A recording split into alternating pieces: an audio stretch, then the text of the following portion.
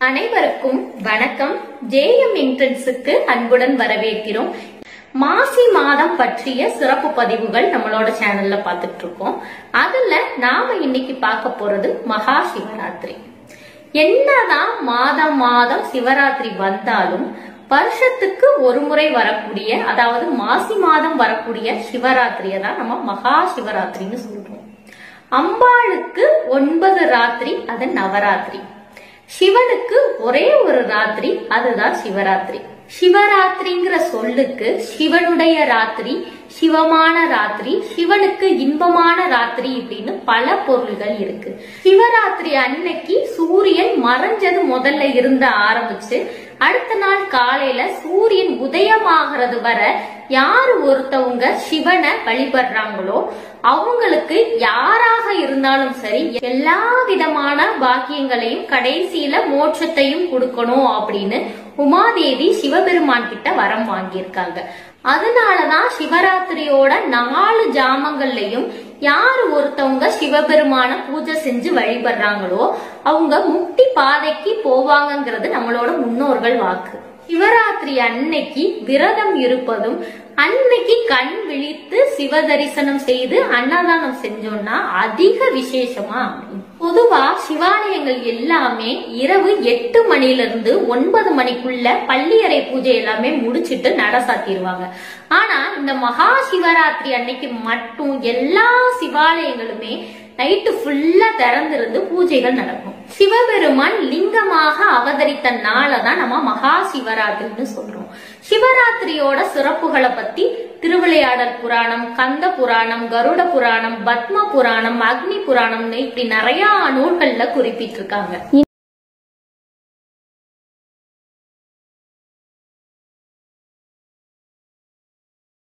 சிவராத்திரி அன்னைக்கு செய்யக்கூடிய பூஜைகளை நம்ம 4 கால பூஜைகளா பிரிக்கலாம். இப்படி 4 கால பூஜைகளையுமே செய்யக்கூடிய நேரத்தை இப்ப பார்க்கலாம்.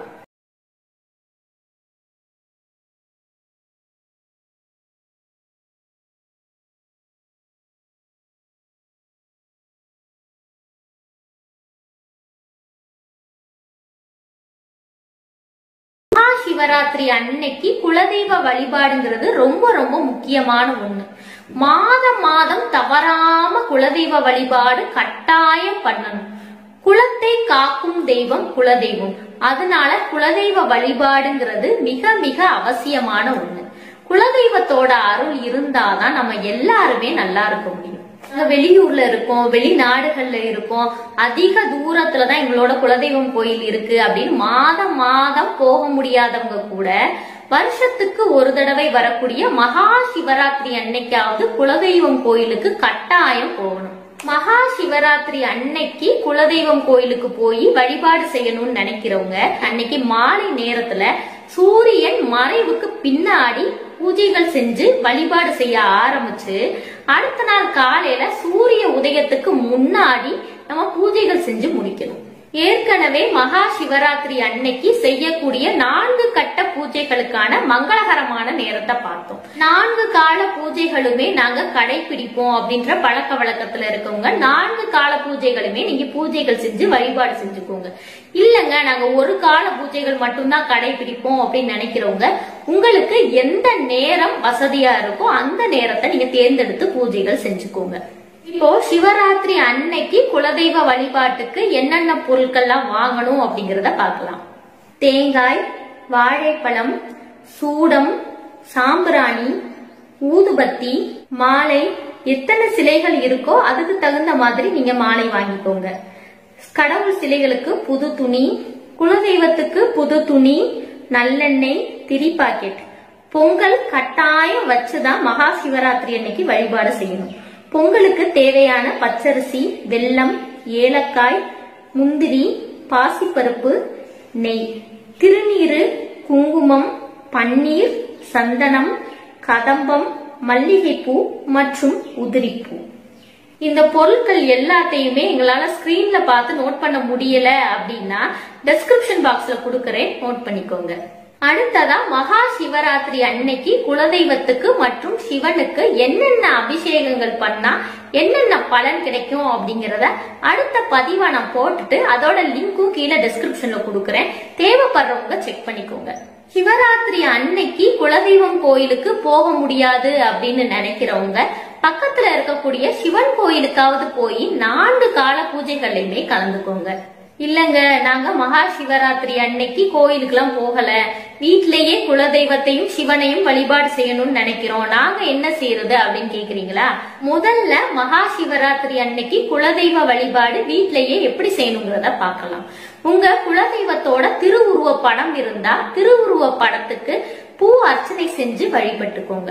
குலதெய்வத்தோட திருவுருவ படம் இல்லாதவங்க எவர் சில்வர் செம்பு தவிர்த்து எவர் சில்வர் பொருட்களை கட்டாயம் பூஜைக்கு நம்ம பயன்படுத்தவே கூடாது. எவர் சில்வர் செம்பு தவிர்த்து தாமிர செம்போ பித்தளை செம்போ உங்ககிட்ட என்ன செம்பு இருக்கோ அதை எடுத்துக்கோங்க. எடுத்து அதை நல்லா சுத்தம் பண்ணி செம்பு நிறைய நல்ல தண்ணீர் நிரப்பணும். நல்ல தண்ணியில கொஞ்சோண்டு மஞ்சள் தூளும் உதிரி பூக்களும் போடணும். அந்த செம்புக்கு சந்தனம் மஞ்சள் குங்குமம் எல்லாமே வச்சு அலங்காரம் பண்ணணும். இந்த நெரசம்பு தண்ணியை தான் நம்ம குலதெய்வமா நினைச்சுக்கணும். இப்படி நெரசம்பு தண்ணிக்கு நம்ம பூ அர்ச்சனைகள் பண்ணி வழிபடணும். இல்லங்க நெரசம்பு தண்ணிலாம் எங்க வீட்டுல வைக்க முடியாது, நாங்க எப்படி குலதெய்வத்தை வேண்டது அப்படின்னு கேக்குறவங்களுக்கு செவத்துல பூஜை அறையில கிழக்கு முகமா இருக்கிற மாதிரி மஞ்சள்ல தண்ணிய குழைச்சு ஒரு 3 கோடு போட்டுக்கோங்க. பெருசா போட்டுறாதீங்க, வாடகை வீடா இருந்தா அப்புறம் ஹவுஸ் ஓனர் திட்ட ஆரம்பிச்சிருவாங்க. சின்னதா போட்டுக்கோங்க. போட்டு அதுக்கு லைட்டா ஆணி மாதிரி அடிச்சு அதுக்கு பூ வச்சுக்கோங்க. இதை நீங்க குலதெய்வமா நினைச்சுக்கலாம். நினைச்சு பூ அர்ச்சனைகள் பண்ணி வழிபட்டுக்கலாம். அடுத்ததா மகா சிவராத்திரி அன்னைக்கு சிவனை எப்படி வீட்டுல இருந்தே வழிபடணுங்கிறத பார்க்கலாம். உங்களோட கட்டை விரலுக்கு மேல உயரமான சிவலிங்கம் அல்லது சிவனோட சிலை வச்சிருந்தீங்க அப்படின்னா கட்டாயம் நீங்க அபிஷேக ஆராதனைகள் செய்யணும். இல்லங்க கட்டை விரல் உயரத்துக்கு குறைவான சிலைகள் தான் நாங்க வச்சிருக்கோம் அப்படிங்கிற பட்சத்துல அபிஷேக ஆராதனைகள் தேவையில்லை. எங்க வீட்டுல சிவனோட திருவுருவ படம் இருக்கு, குட்டிய சிவலிங்கம் வச்சிருக்கோம் அப்படிங்கிற பட்சத்துல அந்த திருவுருவ படத்துக்கோ அல்லது சிவலிங்கத்துக்கோ நீங்க பூ அர்ச்சனைகள் செஞ்சு வழிபடணும். மாலை நேரத்துல உங்களுக்கு 4 கால பூஜைகள்ல எந்த நேரம் உங்களுக்கு வசதியா இருக்கோ அந்த நேரத்துல நீங்க பூ அர்ச்சனைகள் பண்ணி வழிபட்டுக்கலாம். மகா சிவராத்திரி அன்னைக்கு ஏதாவது ஒரு கோரிக்கையை நினைச்சு விரதம் இருக்கணும் அப்படின்னு நினைக்கிறவங்க எப்படி விரதம் இருந்து சிவபெருமானையோ அல்லது குலதெய்வத்தையோ வழிபடணுங்கிறத பார்க்கலாம். பூஜை முடிக்கிறது வரை சாப்பிடாம விரதம் இருக்க முடிஞ்சா நீங்க விரதம் இருங்க. இல்லங்க நாங்க மருந்து மாத்திரைகள் சாப்பிட்டுட்டு இருக்கோம், நாங்க வயசானவங்களா இருக்கோம், எங்களால ஃபுல்லா சாப்பிடாம இருக்க முடியாது அப்படின்னு நினைக்கிறவங்க பாலும் பழமும் சாப்பிட்டுட்டே விரதம் இருங்க. சாப்பிடாம விரதம் இருக்கவங்க கட்டாயம் தண்ணீர் நிறைய எடுத்துக்கோங்க. இன்னொரு முக்கியமான விஷயம் என்னன்னா சிவராத்திரி அன்னைக்கு முடிஞ்ச அளவுக்கு ஒரு 2 பேருக்குனாலும் சாப்பாடு வாங்கி கொடுங்க. சிவராத்திரி அன்னைக்கு அன்னதானம் செய்யறதுங்கிறது அதிக விசேஷமா அமையும்.